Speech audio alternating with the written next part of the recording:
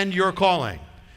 Separating, because if as much as you are called for something in God, you have to separate from what is not of God or what is not your calling. That doesn't mean holier than thou, I separate from everybody. It means from separating from that which is either not God's will or is not God's best, so you can fulfill the calling that is God's best.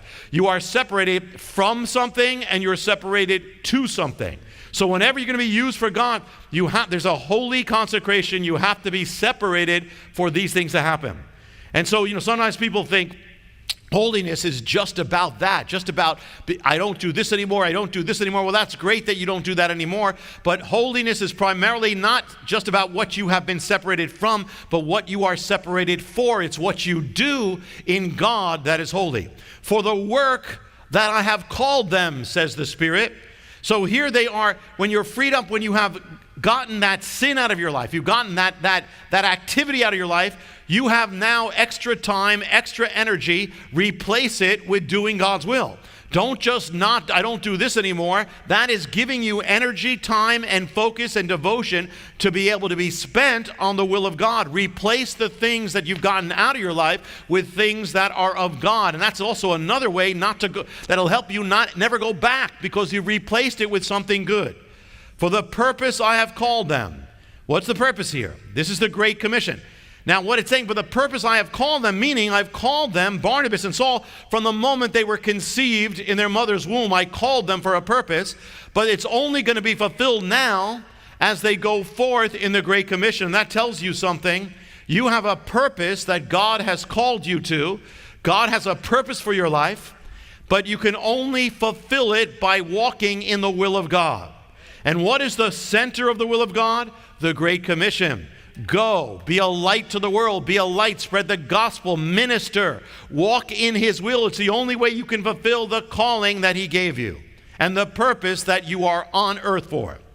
The purpose for which I have called them is a long Greek name, kroskaleomahi, which means not just called, but to which I've called them to myself.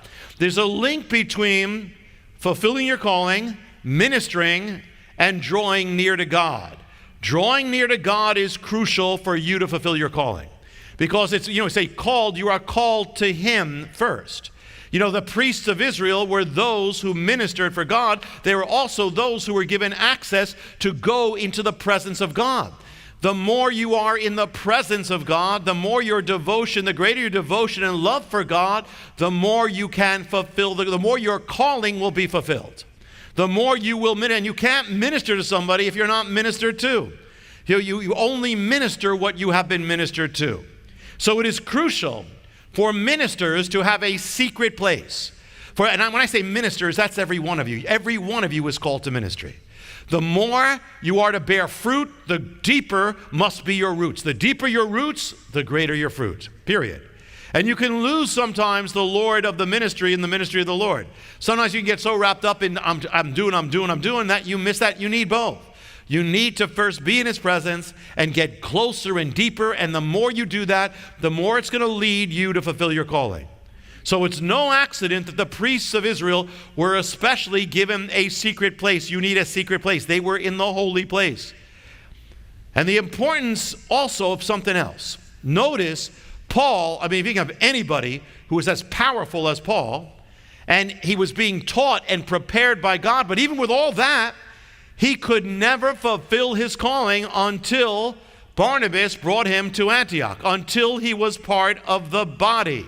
When I came to the Lord, God showed me things and taught me, and I had a great time with the Lord. I visited some churches, I had friends, and we all this stuff. But my calling was never fulfilled until I became part of the body. And when I mean that, I mean an active part. And the Lord took me step by step. At the beginning, I was asked, well, why do I have to do this? Why do I become a member and all that? It's not about a certificate. It's not about status. It's about fulfilling your calling. And that is, God has ordained, and some of you have been on the sidelines. And then some of you say, I don't know, I don't want to commit. In America, we are very individualistic. We are very, I don't want to get involved.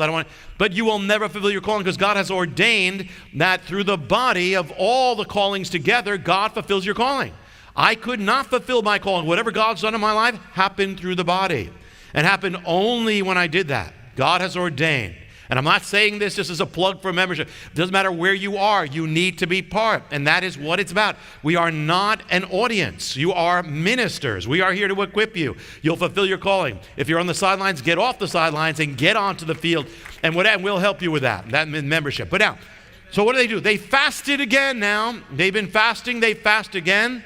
And now, it's not recorded that God tells them exactly what he has called them for. He just says, here, separate them, they got to go. And yet God is going to reveal everything step by step, and it's very rare that God gives you every detail of what you're going to do. I mean, sometimes God does give things. Sometimes God gives words, and God gives something that we know that there's certain knowledge was given to me years and years ago about some things of what would happen, but I didn't know the details. I didn't know how it would happen. The thing is, God gives you the step, obey the next step. Obey the next step, and it's going to lead you to the next step, and it will keep on going. When I was called, when I was first called, I gave my yes to God. I mean, when I knew it was him, but I didn't know where he was leading me. And if God told me everything, I don't know what I would have said, but I knew everything. But he doesn't tell you everything. He didn't tell Abraham everything. He didn't tell any of them everything. Take the step you know you need to take. Did Abraham really know